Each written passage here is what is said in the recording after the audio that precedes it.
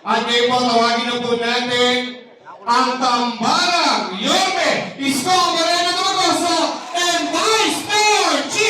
At ngayon po, sa pagpapatuloy po ng ating programa, panoorin po natin ang video na ito.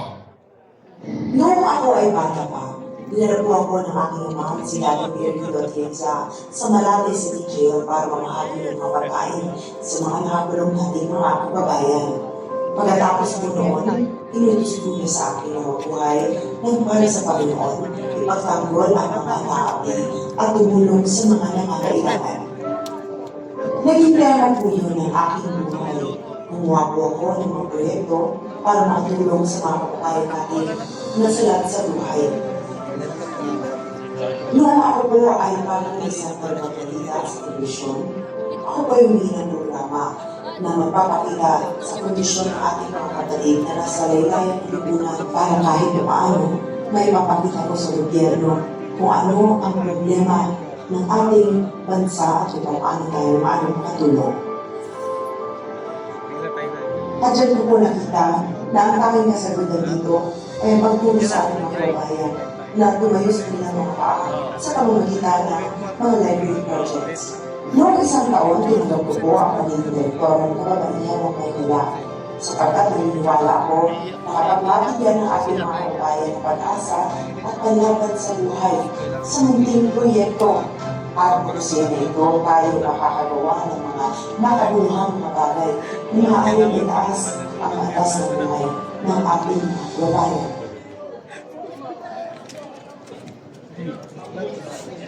Ang bunsong anak ni dating Mayor Lito Atienza, broadcast journalist sa PTV, isang government network, isang misyonaryo, nagtapos ng political science, major in governance. People of the Year awardee dahil sa kanyang suporta sa MYRC.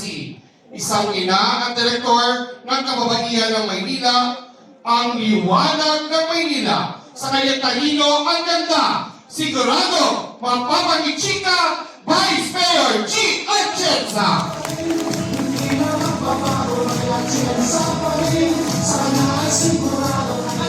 Magandang hapon po sa inyong lahat. Kamusta po kayo? Inaantok na po ba kayo dahil para kayong nanonood lang sa sinihan? Malamig! Sana'y may kayakap ngayon. Ako po si G. Atienza, ang punsong anak ng dating puting Mayor Lito Atienza. Ako rin po ang direktora ng Kababaihan ng Maynila, isang organisasyon na binuo na aking mga magulang 40 years ago. Tinitingnan ko ang inyong mga mukha at iba'y nakikilala ko ng mga original members ng Kababaihan ng Maynila.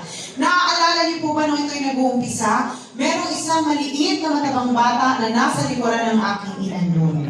Ako po yun. Hindi ko naman aakalain. Ako pala ang magpapatuloy ng mga nasimula nila. At kagaya rin po ng aking kapatid na si... Hindi po may ang sasabihin ko. Pero pag nakita niyo siya pakisabi sa kanya, mas maganda siya sa akin. Dahil gustong-gusto niya, kinikilig yun. Pag narinig yun. Ang babanggitin ko pong kapatid ay si Kuya Kim. Tayo-tayo lang naman. Yung totoo po, hindi ko kayo isusumbong. Sino po ang mas pogi? Si Kuya Kim o si Ali? Ali. Bakit parang wala akong narinig na nagsabing Kuya Kim? Pero kagaya po na aking kapatid na si Kuya Kim, ako rin po ay nasa telebisyon bilang isang broadcast journalist. Ngunit bata pa lang po ako, ang pangarap ko sa aking buhay ay maging isang misyonaryo. Ngunit hindi po yun nais sa katuparan, kaya ipinangako ko sa Panginoon kung saan man niya akong karerang dadalhin, bibit-bitin ko na lang doon ang puso ng misyonaryo. Pero ako po ay naging isang broadcast journalist for 7 years. Ako po ay umikot sa ating bansa para kunin ang kwento ng ating mga kababayan na napag-iwanan sa laylayan ng lipunan. At ginamit ko po ang aking boses para maisigaw ang kanilang hinaing sa gobyerno. Ngunit sa totoo lang po, sa paglilibot namin ni Yorme dito sa Maynila, pagpunta po namin sa inyong distrito, nakita ko hindi pala kailangan lumayo. Dahil minsan ang ating mga kababayan na merong hinaing na kaya namang matulungan ng gobyerno, minsan nasa barangay nyo, Minsan nga, kayo mismo yun. Kung meron pa ako isang natutunan sa aking trabaho, kahit ano pala ang isigaw ng ating mga kababayan na pag-iwanan sa kailangan ng lipunan, kahit maduwan pa sila, kung ang gobyerno hindi po marunong makinig sa tao, ika nga po ni Yorme, nga pa rin pala tayong lahat. Kaya nung tinanong po niya ako kung maaari niya ako maging katambal bilang vice-alcalde, ang inisip ko, siguro may magagawa na rin ako. Pero bago po ako pumayag, tinignan ko muna kung pareho kami ng puso, kung pareho kami ng pinaglalaban.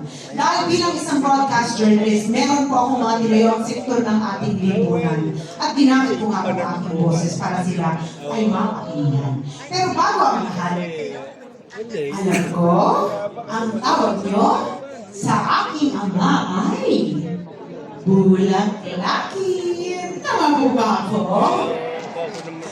Akala yata ng iba, hindi ko alam. Dahil naglalakad po ako sa inyong barangay at may isang grupo ko ng marites na nakikita, nagulungan. Sabi niya, alam ko yung bulak-lakin.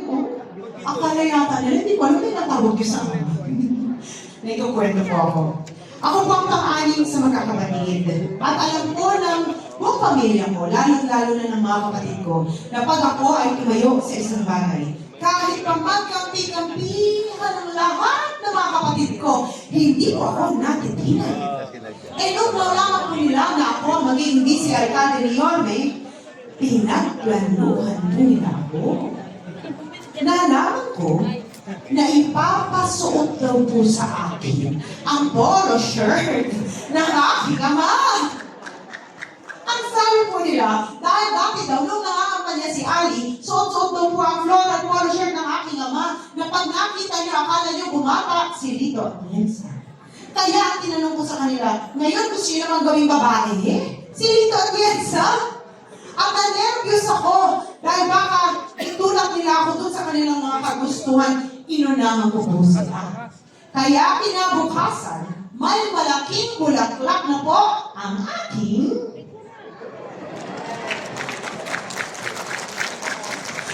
di naman bigyan ko sila, pero nasunod pa rin ang aking kagustuhan. Alam nyo, kaya po makulay na bulaklak ang aking pinili. Dahil naniniwala po ako sa pagiging inklusibo. Di ba ang sabi po ng Panginoon na tayo pantay-pantay sa Kanya? Tama po ba ako? Ngunit isang realidad na nakita ko sa aking trabaho. Marami pa rin pong sektor ng lipunan ang napag-iiwanan. At dahil doon, sila po ang aking tinayuan at ipinaglaban na marinig ang kanilang boses. Ang unang sektor na ito ay ang mga senior citizens. Taas po ang kamay ng mga senior citizens dito. Pati ako. Akala ko naman, pagpasok po na ngayon na kanina, puro teenagers lamang kayo. Alam niyo po, yung sinasabi ko yun sa daddy ko, may baon ako pagkatapos.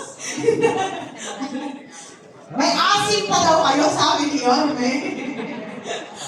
Pero alam niyo, sa totoo lang, nung kami bata pa, kami ay inalagaan at minahal ninyo. Kung hindi po nyo yung ginawa para sa aming lahat, wala po kaming lahat dito ngayon. Kaya ngayong nagbaliktad na ang mundo, kami naman ang malakas, kami naman dapat ang mag-alaga at magtanggol sa inyo. Tinignan ko po ang mga ginawa ni Yorme nung siya ay alkalde ng Manila. Tinignan ko kung inalagaan nyo kayo. Ngunit ang napansin ko, paglibot namin sa inyong distrito, mahal na mahal niyo si Yorme. Tama po ba po? Ngayon lang po ako nakakita ng isang senior citizen na naka-wheelchair na po ng 10 taon at hindi po naglalakad. Nung makita kami ni Yorme, biglang tumayo at tumalon at sumigaw na, bumalik ka na. Sabi ko kayo, marunong pala gumawa ng hinala. At nalaman ko rin po na kayo pala mismo ang nagtatanggol kay Yorme pag merong tinatapon na kung ano-anong issue sa kabilang kampo. Kaya tinanong ko siya, sabi ko, bakit ba mahal na mahal ka ng mga at lola. Ang sagot po niya sa akin, dahil daw po nung alkalde siya, alagang parlor kayo.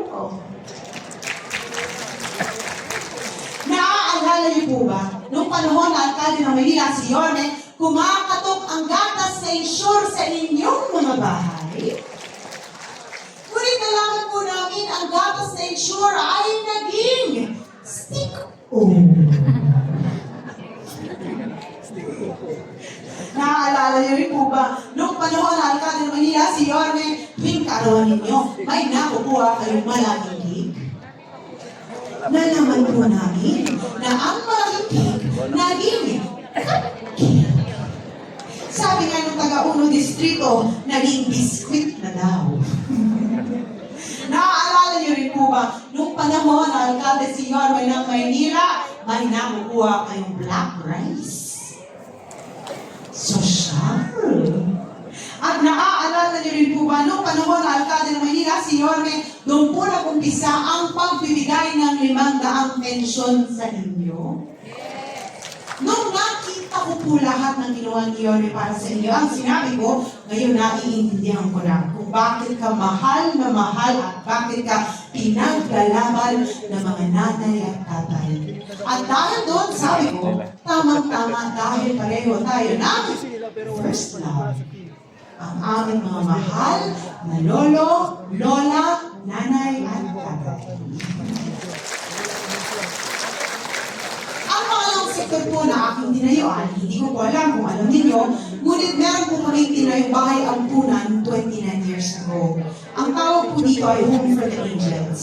Kinukuha po namin ang mga sanggol na tinatapon sa kung saan-saan. Inaalagaan po namin hanggang may kumuha na sa kanilang mga pamilya na nag-aalaga sa kanila. At dahil meron po itong dalawang sanggol noon na walang may gusto kumuha dahil pareho po may kapansanan, ngayon po, sila ay aking mga kapatid na. Kinuha po na namin sila.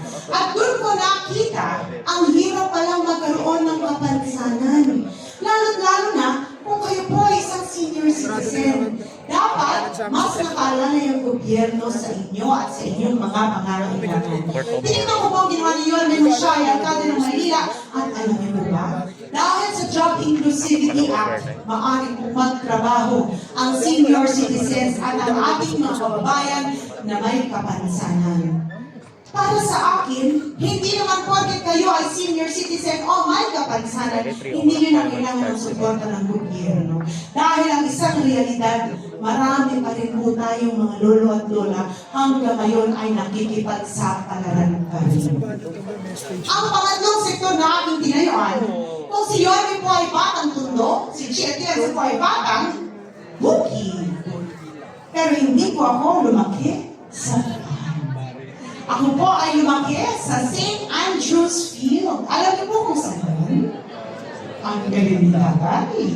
San Andres Bukid, Manila. Marami po sa aming mga kabarangay mula po sa Muslim community. Dahil doon sila po ay aking tinanggap bilang mga kaibigan, bilang kapatid. At pinaglaban ko po na marinig ang kanilang boses at hinaing. Tinignan ko po ang ginawa ni Yorme nung siya ay alkalde ng Maynila at alam niyo po ba?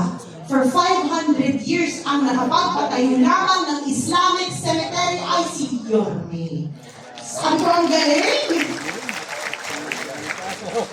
Nabigyan niya ng pamamahal at pansin ang ating mga kababayan Muslim. At dahil doon sinabi ko, ang galing, dahil pareho na naman tayo ng prioridad. Ang pang-apat at panghuli, ngunit bago yun, pababa ako. Dahil, ayoko pong nasa entablado. Mas gusto ko malapit sa inyo. Noong ako po ay nag-aaral ng kolehiyo, 25 years ago, pero kailangan ko lang muna sabihin, nag-aral po ako ng kolehiyo 25 years ago. Dahil, ang akala po, na marami, 25 years old na po ako. 43 years old na po si Chia Atienza. May tatlo na po akong anak na may laki at halos 20 taon na po akong may asawa. Dahil, hindi na po ako dalawa. Dalang na po ako. Pero ang kwento, noong po ay nag-aaral ng kolehiyo, Sa De La Salle University, ang kurso ko pong kinuha ay Political Science, major in Governance. Ang sinabi ng aking ama sa akin noon, hindi na raw niya ako susuportahan at kailangan ko daw maghanap ng trabaho para mabayaran ko lahat ng pangangailangan ko. At dahil alam po natin na napapamahal sa dasal, buti na lang nakahanap po ako ng trabaho. Ako po ay na-discover ng ABS-CBN. Ako po ay naging isang artista. Kilala niyo po si Heart Evangelista? Kasabayan ko po si Heart. Ngunit si Heart, sumikat. Si Chia Tiersa, hindi po sumikat. Pero okay lang. Kasi para sa akin, kaya ako pinadaan ng Panginoon doon para malaman ko ang kalagayan ng ating mga kababayan mula sa LGBTQ+ community. Alam ko marami sa inyo, may kilala, kamag-anak, na mula sa LGBTQ+ community. Nakakalungkot po dahil hanggang ngayon minsan hindi pa rin po patas ang trato sa kanila. Para sa akin lang naman, dapat pantay-pantay ng oportunidad. Tingnan ko bang ginawa ni Yorme para sa aking mga kababayan mula sa LGBTQ+ community at nakita ko, pati sila pala ay minahal niya at inalagaan niya. May grupo nga po siyang Bekshies of Maynila. Nung nakita ko ng apat na sektor na aking pinaglaban, ay minahal niya at inalagaan niya nung siya ay alkalde ng Maynila, ang iniisip ko, nahanap ko na yata ang soulmate ko sa public service. At dahil doon, binigay ko po ang aking matamis na oo.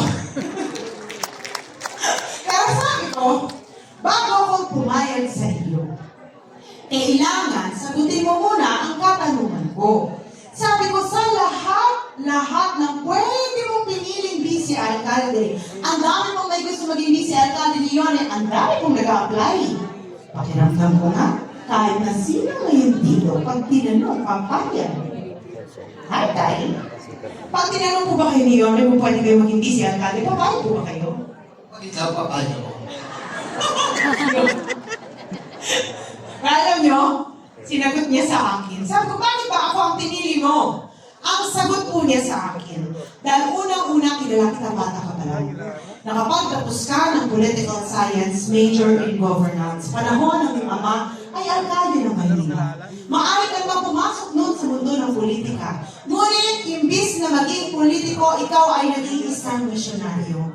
Nung ikaw ay bata ka, ginamit mo ang boses mo para maisigaw ang boses ng mga kabataan. Nung ikaw ay naging ina, sinigaw mo ang boses at hinaing ng mga ina. At nung ikaw ay naging isang broadcast journalist, isinigaw mo ang boses ng ating mga kababayan na napag-iwanan sa laylayan ng lipunan. At dahil doon sabi niya, ang gusto kong katambal ay isang tao na marunong makinig at marunong ipaglaban ang puso ng mga Manililyo. At dahil ako rin po ang direktora ng kababaihan ng Maynila, for 40 years, isinusulong po namin ang livelihood training para sa mga Manileño na gusto matutong tumayo sa kanilang mga paa.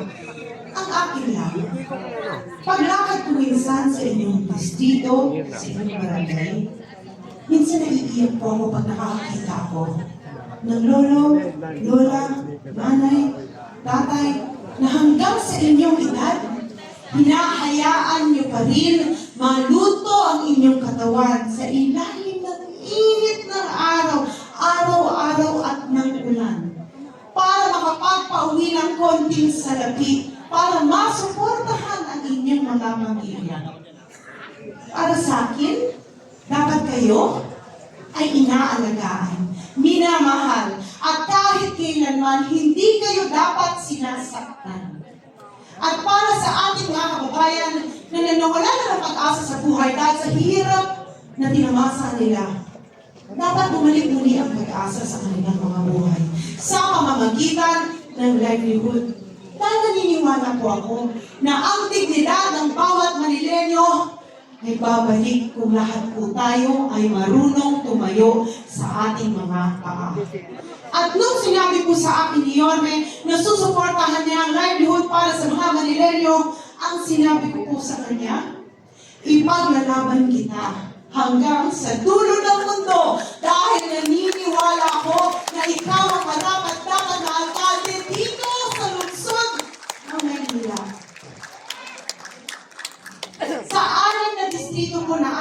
kinalapagan. Iisa lamang po ang isinisigaw ninyong lahat. Ano nga po yun? Bumalik ka na!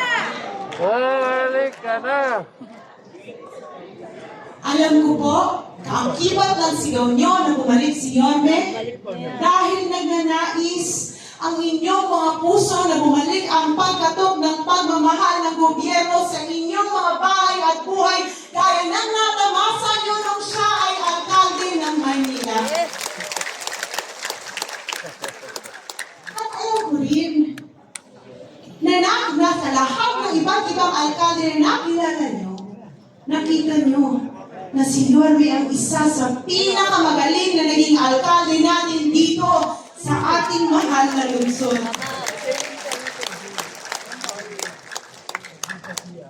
Alam ko rin, pag tinitingnan ko ang inyong mga mata, naiintindihan ko kung anong nasa puso nyo. Gusto ninyo na habang narito kayo sa mundong ibabaw, gusto nyo malaman na kayo pa rin ay importante at kayo pa rin ay napakikinggan. At kung lilisanin niyo po ang mundong ibabaw balang araw, gusto ninyo makapag-iwan ng isang maayos na gobyerno sa inyong mga anak at mga apo. Huwag po kayong mag-alala dahil babalik na po si Yorme Isko Moreno!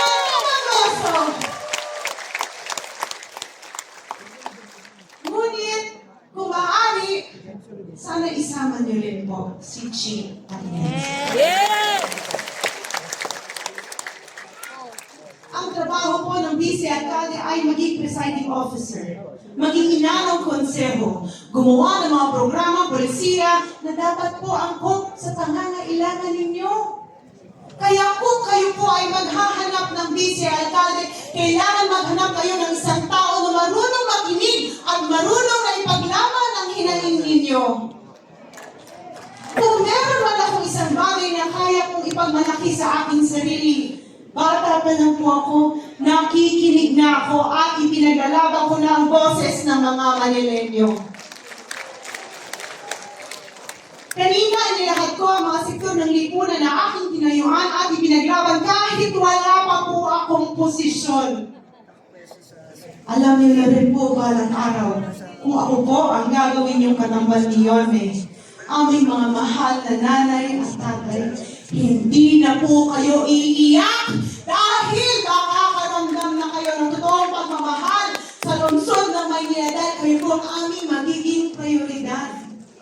Sisiguraduhin namin na tatangos muli ang inyong mga ilong at tataas muli ang inyong mga noo na kayo ay mga Manileño.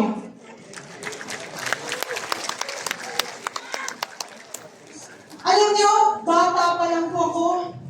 Ako po ang hinubog ng aking ama, ng Panginoon, at ng pagkakataon para ipagpatuloy ang kanyang nasukulan dito sa ating lungsod.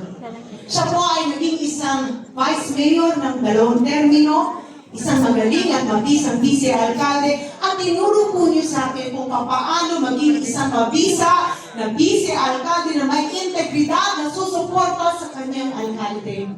Makakaasa po kayo na balang araw, susuportahan ko po ng buong buo si Yorme Isko Moreno Tumagoso. Dahil naniniwala po ako na ang pagsuporta ko kay Yorme ay suporta ko sa bawat lolo at lola, nanay at tatay na narito ngayon. At alam niyo po, alam ko, marami sa mga programa at polisiya na minahal niyo ni Yorme, napalitan po ng administrasyon ngayon. Huwag po kayong mag-alala. Dahil alam namin gano'ng ka-importante ito para sa inyo. Kaya balang araw, ibabalik po namin ang lahat ng buong buo ang mga programa at polisiya na naging malapit sa inyong mga puso na tunay na tumulong sa inyong mga buhay. Kaya kailangan po, kung susuportahan niyo po kami ni Yorme, sana suportahan niyo po ang lahat ng mga konsehal na nasa likuran ko ngayon under Yorme's choice. Dahil kailangan po namin ng mga kasama sa konseho.